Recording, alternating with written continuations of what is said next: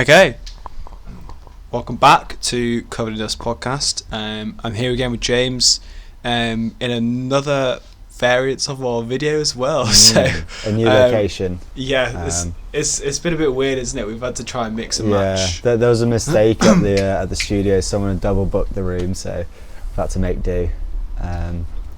So here we are. Came prepared, wearing 2 jumpers. Very nice. James in our porch. On the outside of our porch, because that would be illegal.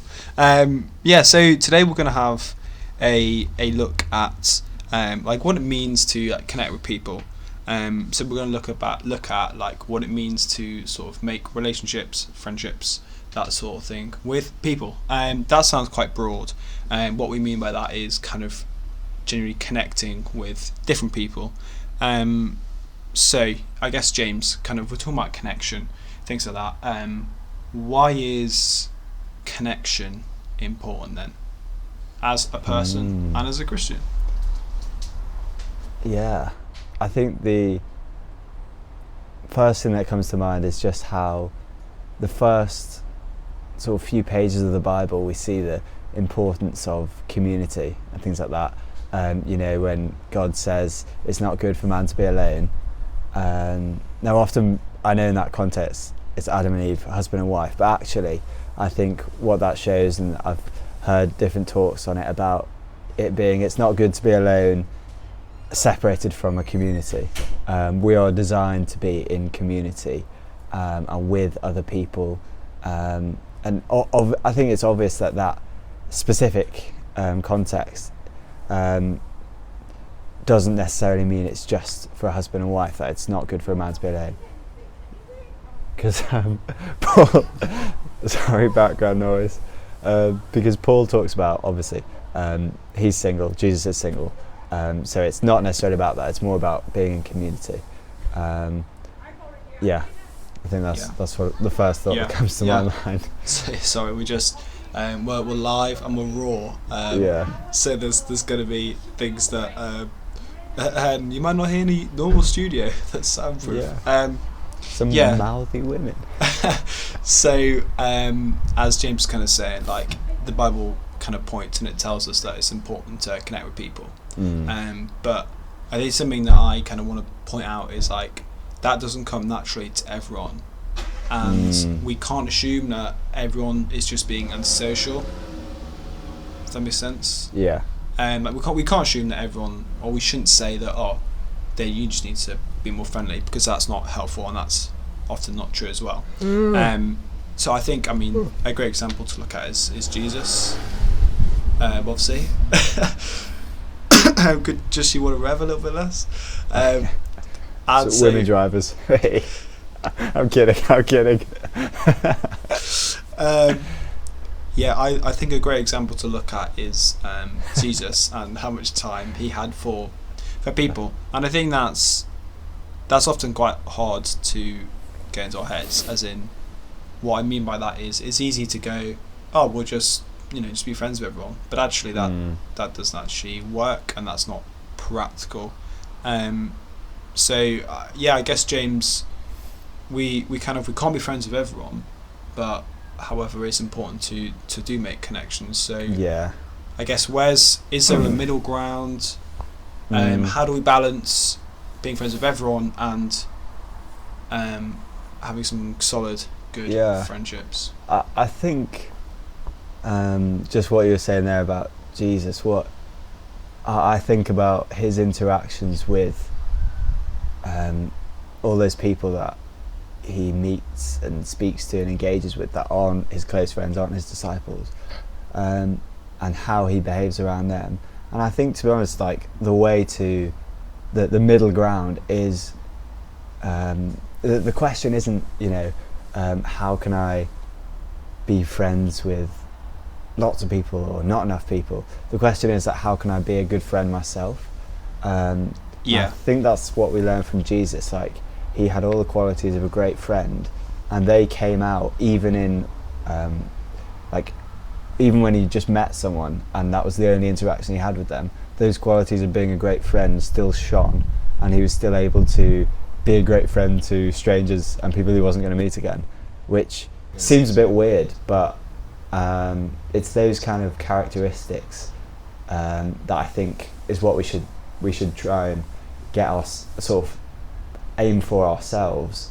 And I think just naturally, when you have two people who are like that, who have at least, obviously we're not going to have all those qualities, but have some of those qualities, when you've got two people like that, a friendship, a godly, natural friendship can form, and it can be really meaningful, and that kind of thing that helps you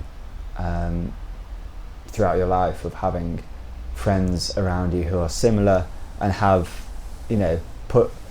try their best to put other people first.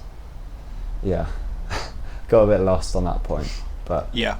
The first bit was the main part. Yeah, I think that's helpful. However, I think, like you said, it's really nice to meet someone who's similar to you. Yeah. And something that I found I've been blessed so much in my life is actually making connections with people who are not similar to me. Yeah. Well, who's similar to you? Yeah, I guess. Apart from me. yeah.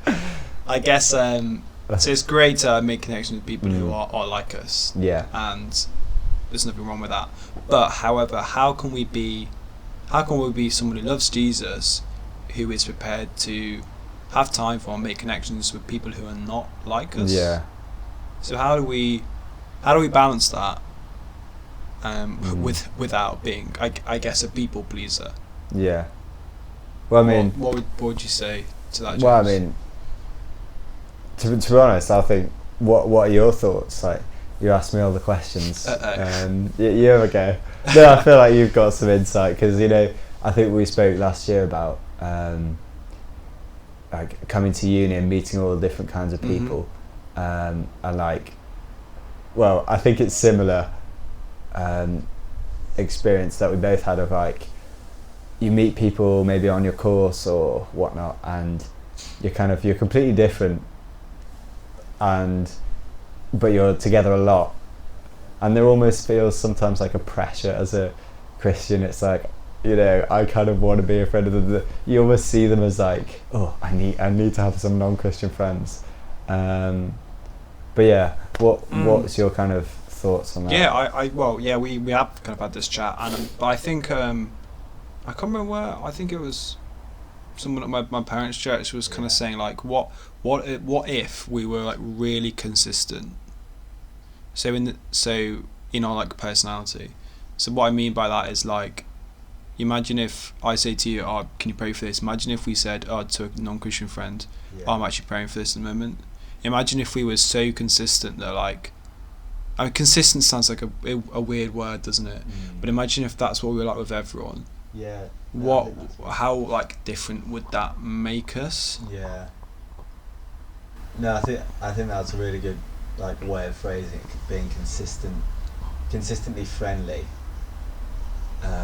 with everyone. But at the same time, that's not to say, like, that the difficulty there is then not like stretching yourself too thin of, like, say, because I think you can easily kind of fall into the trap we talked about at the beginning of being everyone's friend, and you have so many things, you're trying to please so many people, you can be a bit of a people pleaser. So I think it's finding that balance of, okay, what does it look like to be a good friend? And there are loads of qualities and characteristics listed in the Bible of what it means to, I think, even like what it means to be a good Christian, like, being kind, being patient.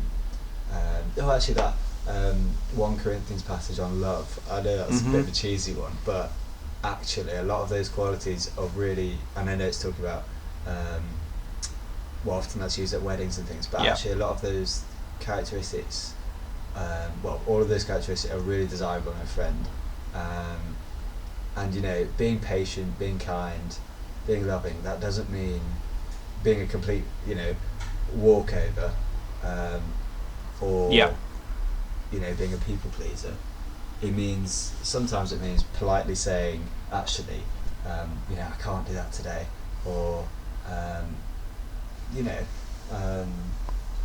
it doesn't mean there's a pressure to say yes to everything and try and please everyone, because that's not what Jesus did. Yeah, I think Jesus is a really good example of this. Doubt it. An example that comes to mind is, Zacchaeus. Oh yeah. When Personally. Jesus when Jesus kind of makes a connection with this guy, he's so different to him, and like you see that in the story when the Pharisees say, why is he doing that? That he's so far from that man, that guy's tax collector, he's a sinner, etc. They say these things, and they're kind of drawing him away from this guy. But it's like all that was true, but he still like went to his house. I think that's such a challenge of like, how do we connect with people who are so far removed from us? And again, like, that's not to say that there's this distance between us and other people. But it is helpful to say, actually, like, that person is on a different path of life to me, or is involved in a different kind of lifestyle to me. However, how can I still reach out to the person and say, I want to have time for you? I think that's always the key for me, particularly as I've kind of grown and seen that, is that like you just have to have time for people. Even if that's not like, even if you're not doing at skydiving or something, do you know what I mean?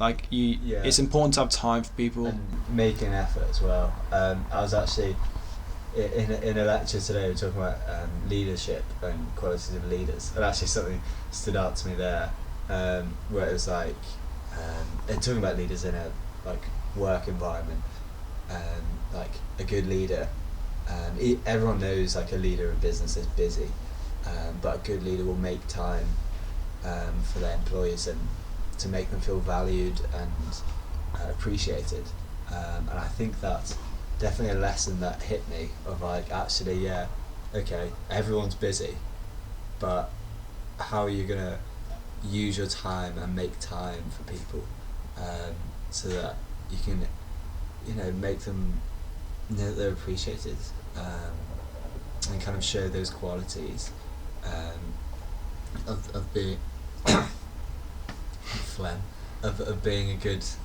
friend. We've kind of like talked about time. So we've said that it's important to have time for people, but what does that actually look like? So for example, if you said to me, like, you need to spend time with with me, what does that time look like?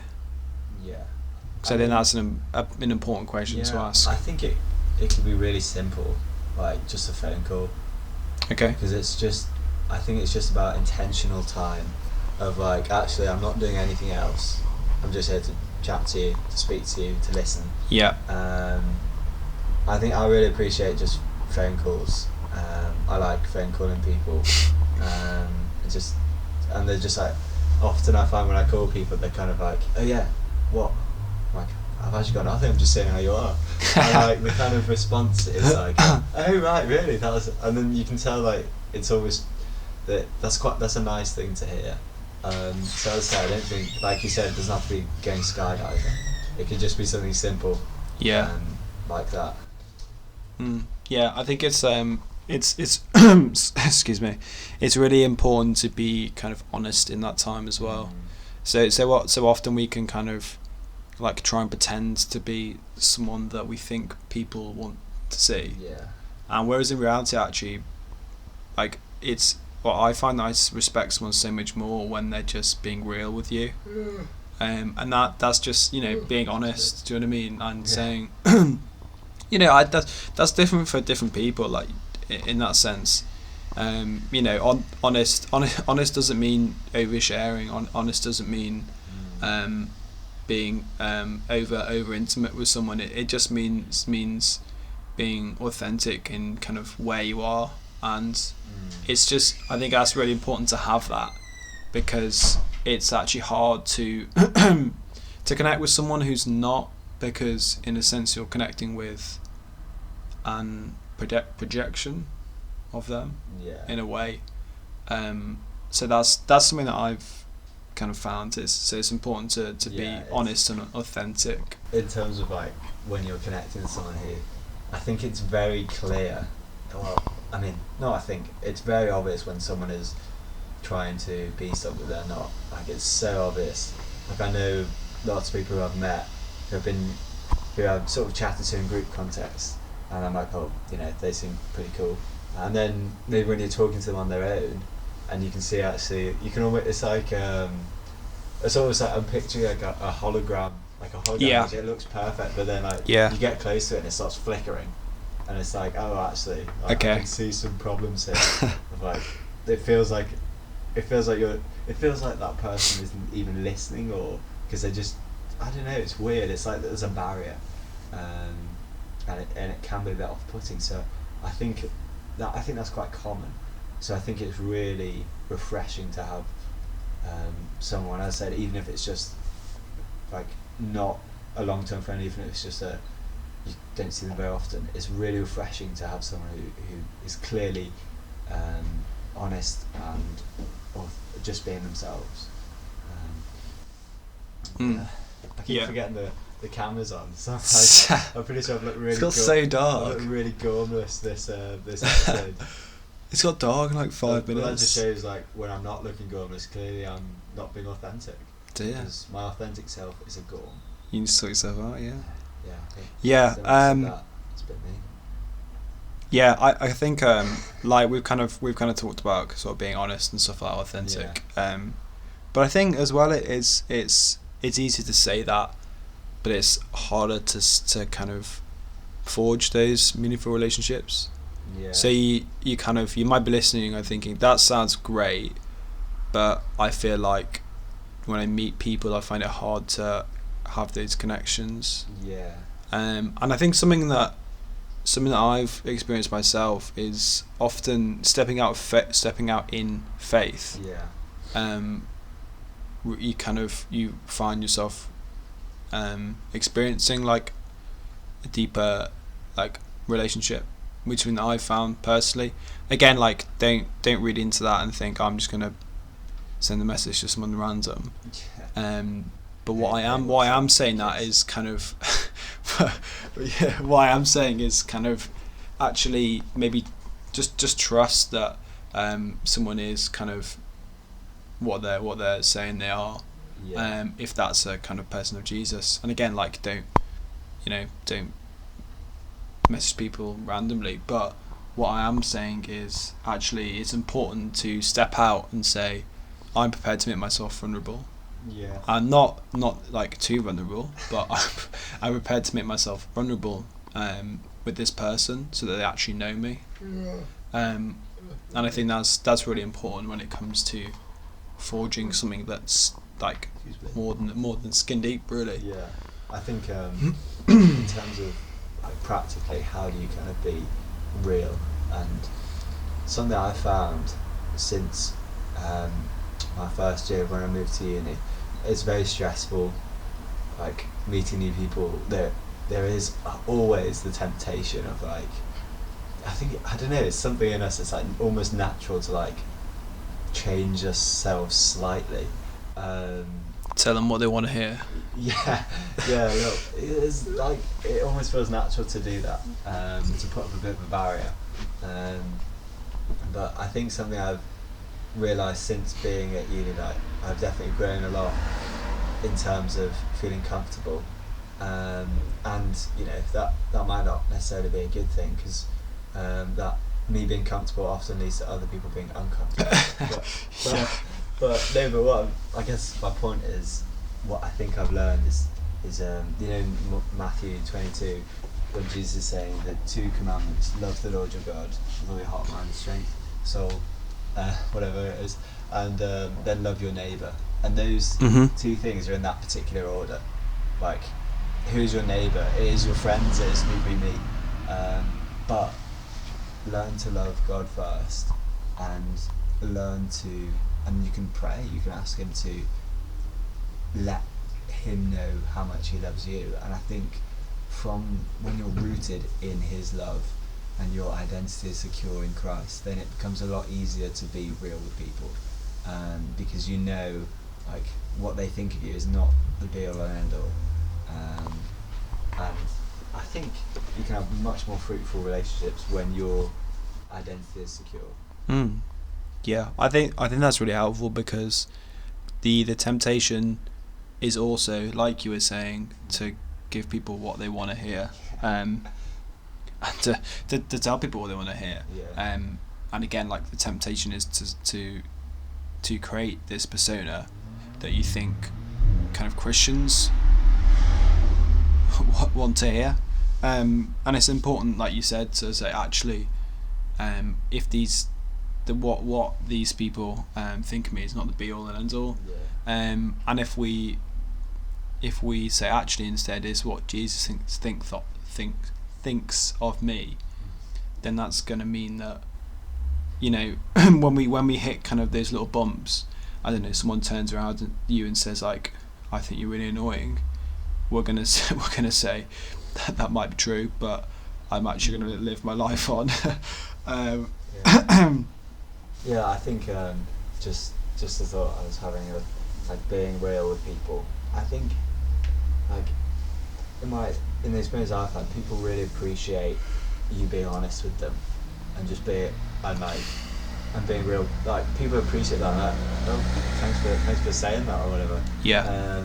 I'm just thinking of, like, for example, in terms of, like, evangelism or whatever, if you're acting in a way, if you're kind of putting on a front to try and be a better Christian or a better evangelist, like, people see straight through that, and it actually is damaging to the gospel, you know, in terms of how it advances. And I think being real and honest and humble, of, like, you know, like, I'm not.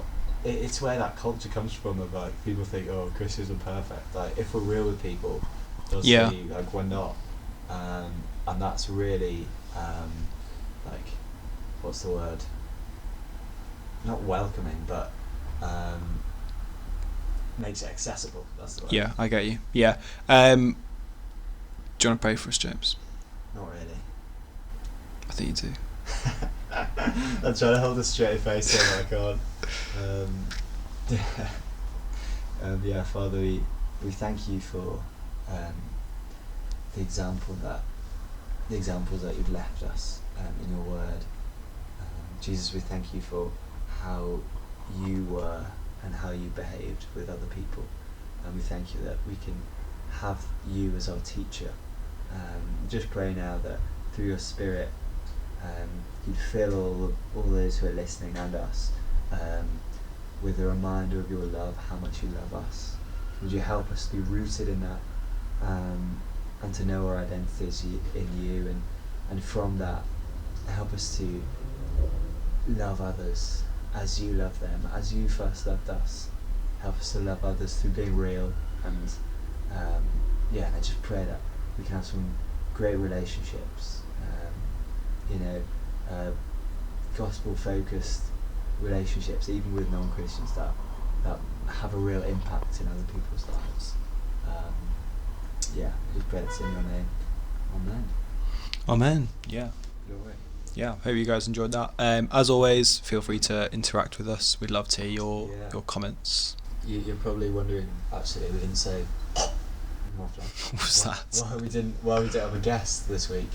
But actually, there's a few contractual issues. Their agent wanted more money. Yeah, you know it's like. We were like, come on, this is a non-profit organisation. Yeah. And they were like, no, we need money.